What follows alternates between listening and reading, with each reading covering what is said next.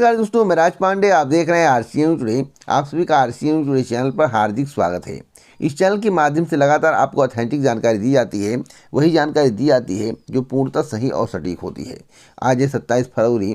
आप देख रहे हैं दैनिक समाचार। बात होगी टॉप न्यूज़ की।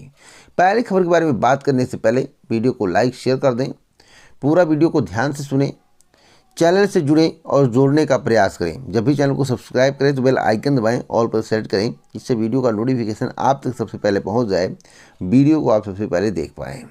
पहली खबर के बारे में बात करेंगे। पहली खबर है 15 केंद्रों पर 5 मार्च को होगी संयुक्त प्रारंभिक पुनर्परीक्षा। खबर बिहार की है। मैं आपको बता दूं, हर एक राज्य की खबर कलेक्ट करता हूं, आप तक पहुंचाता हूं, जिससे हर एक जानकारी आप तक समय समय पर पहुंचती रहे, हर एक विषय में आपको जानकारी रहे।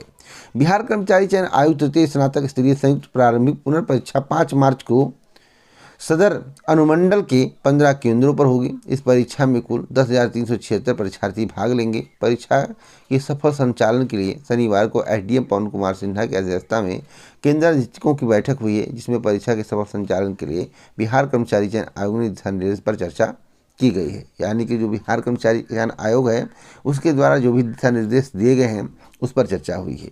तो परीक्षा समय अनुसार निष्पक्ष ढंग से कराई जाएगी, इसमें दो राय नहीं है। अब हम बात करेंगे हरियाणा की। हरियाणा की बड़ी अपडेट है। आपको मालूम होगा कि टीटी भर्ती का विज्ञापन जारी हुआ है। कुल पदों की संख्या 7,471 है, लेकिन सरकार के द्वारा जो वादा किया गया था उस वादे से सरकार मुकर गई है। मैं आपको बता दूं कि हरियाणा में टीटी के 7,471 पदों पर निकली भर्ती में हरियाणा सरकार अपने वादे से मुकर गई है। वादे के उलट अब सरकार ने इस भर्ती में 2015 में एचटेट पास करने वाले करीब 30,000 अभ्यर्थियों को बाहर कर दिया है।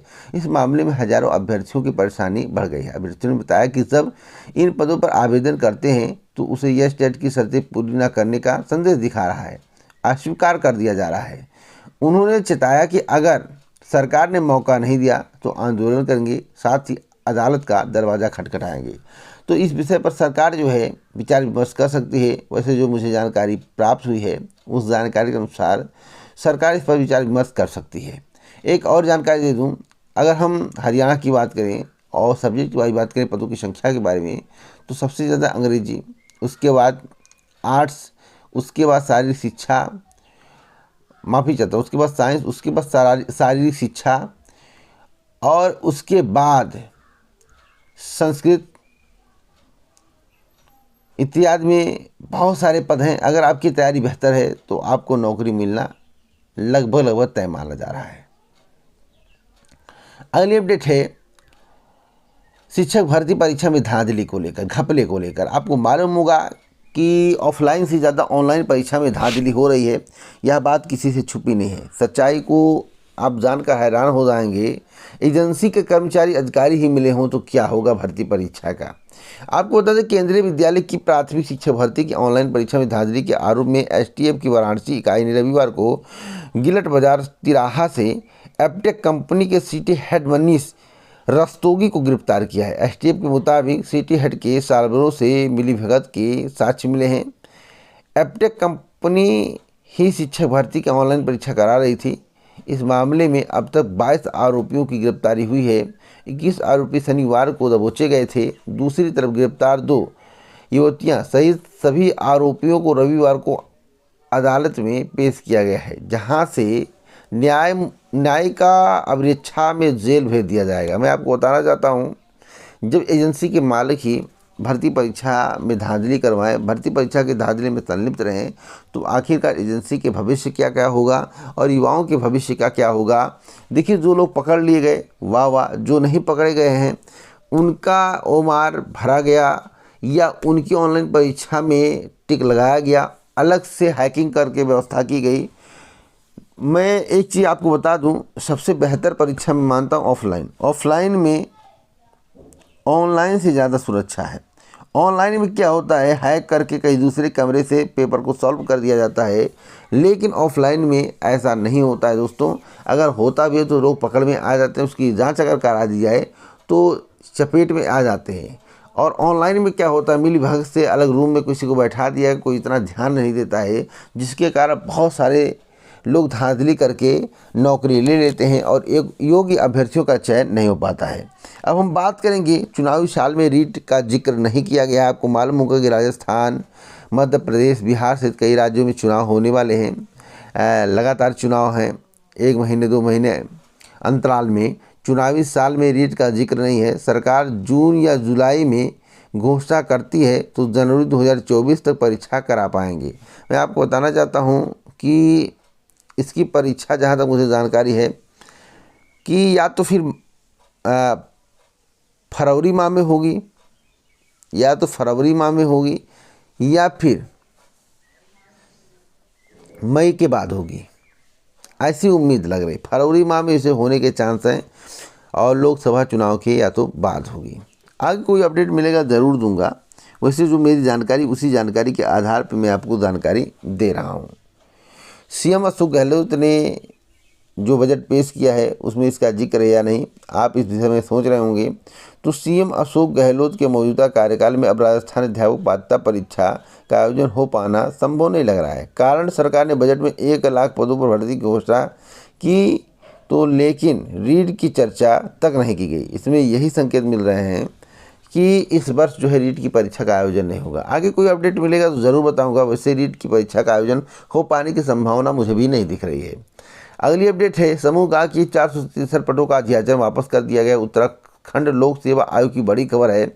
सरकार की ओर से चलाए जा रहे समूह गा भर्तियों के अभियान के बीच बेरोजगारों के लिए दुखद खबर है। उत्तराखंड लोक सेवा आयोग को जो भर्ती 15 जनवरी के आसपास निकालनी थी, उसका अध्याचन ही विभाग ने वापस ले लिया है। विभाग का तर्क है कि उसकी सेवा नियमावली में संशोधन हो रहा है। तो देखना होगा कि कब तक संशोधन होता है, कब तक पुनर्नवीनतम अध्याचन उत्तराखंड लोक सेवा आयोग को प्राप्त होता है। अगली अपडेट है अडानी को लेकर। अडानी को दिन पर दिन झटके लग रहे हैं। अडानी के झटके से कौन परेशान है आप लोगों को मालूम होगा, क्योंकि कभी कभी सत्ता में आने के लिए उद्योगपतियों का साथ मिल जाता है, ऐसा लोग कहते हैं। क्या उद्योगपति अगर खाई में जा रहे हैं, कुछ उद्योगपति, सभी की मैं बात नहीं कर रहा हूं, तो क्या सत्ता में नहीं आ पाएंगे? कमेंट बॉक्स में यह भी बताना। दुनिया के अमीरों की सूची में 30वें स्थान पर फिसल गए गौतम अडानी। पहले दूसरे स्थान पर थे। ऐसा लग रहा था कि पूरी दुनिया में पहले स्थान पर आ जाएंगे, लेकिन किस्मत ने ऐसा करवट बदला कि रंग से कोई अगर राजा बनता है तो राजा से रंग बनने में भी देर नहीं लगता है। जो अडानी 2 नंबर पे थे, आज 30 नंबर पे हैं और आज हो सकता है 35 नंबर पे चले जाएं, इसकी संभावनाएं भी दिख रही हैं। अगली अपडेट है, इसी सप्ताह फिर से 2023 का विज्ञापन जारी होगा। विज्ञापन तो इसी सप्ताह जारी होगा, जैसा कि मेरे द्वारा बताया गया है कि 26 तारीख से लेकर 2 मार्च के आसपास जो है विज्ञापन जारी किया जाएगा। विज्ञापन में विलंब क्यों हुआ, इस चैनल के माध्यम से कई बार आपको अवगत कराया गया है कि विज्ञापन विलंब होने का कारण है जो वैकल्पिक विषय हटाया गया, पैटर्न में परिवर्तन, उसके कारण ही विलंब हुआ है। सेकेंड वीक फरवरी के पैटर्न पर काम की बात कही गई थी, सिलेबस हटाने की बात कही गई थी, मुहर लगाने की बात कही गई थी, लेकिन 2-3 दिन डिले हुआ। तो 2-3 दिन डिले होने के कारण जो है पीसीएस के नोटिफिकेशन में भी डिले हो रहा है। लेकिन दुखद खबर यह है, झटका यह है कि पदों की संख्या बहुत कम है। जितनी आपकी अपेक्षा थी उतने पद नहीं है, लेकिन इतना आश्वासन मिला कि प्रारंभिक परीक्षा परिणाम आते आते पदों की संख्या इंक्रीज हो जाएगी। अगली अपडेट है, अध्यक्ष की नियुक्ति नहीं होने से 1017 भर्तियाँ फंसी हुई हैं। उत्तर उच्चतर शिक्षा सेवा आयोग के अध्यक्ष का कार्यकाल 6 फरवरी को पूरा हो चुका है। आयोग में वर्तमान में केवल 2 सदस्य हैं और ऐसे में विज्ञापन संख्या 51 के तहत आज शासकीय महाविद्यालयों में असिस्टेंट प्रोफेसर के 1017 पदों पर भर्ती की प्रक्रिया फंस गई है। आयोग में अध्यक्ष का एक और सदस्य की संख्या मिलाकर 6 पद हैं। अध्यक्ष 4 सदस्यों के खाली पद हैं। और मैं आपको बताना चाहता हूं, अगर अध्यक्ष और 4 सदस्यों के खाली जो पद हैं, अगर उसे समय से भरा नहीं गया तो मैं आपको बता दूं यह परीक्षा पूर्णतः लटकती हुई नज़र आ रही है। लेकिन कुछ लोग बता रहे हैं, जैसा कि सूचना मिल रहा है, कि नए आयोग के माध्यम से होगा। अगर नए आयोग के माध्यम से यह परीक्षा होता है तो लंबा खींच जाएगा, इसमें 2 राय नहीं। तो इसके लिए आपको सरकार से प्रयास करना चाहिए, आप लोगों को मांग करनी चाहिए, जिससे आपकी परीक्षा समय से हो सके। अगली अपडेट है, पैरा मेडिकल जीएनएम और एएनएम को लेकर बड़ी खबर है, बड़ा बदलाव है। नई शिक्षा नीति के तहत 50,000 से अधिक छात्रों की बनेगी प्रदेश स्तरीय मेरिट। पहले क्या होता था, इस बारे में आप लोग जान लीजिए। प्रदेश में auxiliary nurse and midwifery, ANM, general nursing and midwifery और पैरामेडिकल कोर्स में अब निजी कॉलेज अपनी मर्जी से दाखिला नहीं ले पाएंगे। आपको बता दें इन कोर्सों में अब प्रदेश स्तरीय मेरिट से दाखिला होगा। इसके लिए Uttar Pradesh state medical faculty नई नीति बना रही है। प्रस्तावित नीति पर कॉलेज के प्रबंधकों व प्राचार्यों से सलाह मांगी गई है। तो अभी तक की सबसे बड़ी खबर है।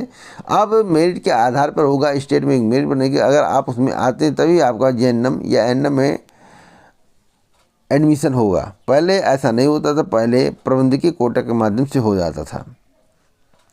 अगली अपडेट है 400 युवाओं को मिला दरोगा के नियुक्ति पत्र। आपको मालूम होगा, इस चैनल के माध्यम से आपको बताया गया था, लाख पेपर लीक हो जाए, कुछ भी हो जाए, दरोगा भर्ती रद्द होने वाली नहीं है और नियुक्ति पत्र मिलेगा। जो मेरे द्वारा आपको बहुत पहले बताया गया था वही बात सही साबित होती नज़र आ रही है। जैसा कि आप अपनी स्क्रीन पर देख रहे हैं, कई ऐसे कैंडिडेट हैं जो कि BTech हैं, उनको भी दरोगा भर्ती की नौकरी मिल गई है। रीजन्स क्या है, रीजन्स के बारे में आप लोग कमेंट बॉक्स में बताइए। क्या इसी तरह से भ्रष्टाचार होता रहेगा जैसा लोग आरोप लगा रहे हैं? अगर भ्रष्टाचार हुआ है तो आखिरकार दरोगा भर्ती परीक्षा को रद्द क्यों नहीं किया गया? रीजंस क्या है, कमेंट बॉक्स में आप लोग बताइएगा। क्या सरकार परीक्षा को रद्द नहीं करना चाहती थी? आपकी राय हमारे लिए अति महत्वपूर्ण है। अगली अपडेट है यूपी में पुलिस का इकबाल कभी नहीं गिरने देंगे। यहाँ पर देखिए योगी जी का कहना है, पुलिस का इकबाल योगी जी कह रहे हैं कभी नहीं गिरने देंगे। तो मैं आपको बता दूं योगी जी का स्टेटमेंट कहाँ आया है। मैं आपको बताना चाहता हूं कि मुख्यमंत्री योगी आदित्यनाथ ने कहा कि मिशन रोजगार प्रधानमंत्री नरेंद्र मोदी की प्रेरणा से आगे बढ़ रहा है। सुशासन की पहली शर्त है कि सुरक्षा और कानून का राज। प्रदेश में कानून के राज के लिए पुलिस बल के इकबाल को बनाए रखना है। पुलिस का इकबाल बना रहेगा तो हर जवान और अधिकारी का सम्मान बना रहेगा। तो पुलिस का इकबाल बनाना बहुत ही ज़रूरी है। एक और महत्वपूर्ण जानकारी मैं आपको देना चाहता हूं। प्रदेश में 1.6 लाख बेरोजगार युवाओं की हुई भर्ती। 2017 से पहले 1.5 लाख से ज़्यादा पद खाली पड़े थे। CM ने कहा कि निष्पक्षता और पारदर्शी तरीके से भर्तियां की गई हैं। लेकिन मैं आपको बता दूं, नई भर्तियों का उत्तर प्रदेश के मुख्यमंत्री योगी आदित्यनाथ जी जिक्र नहीं करते हैं।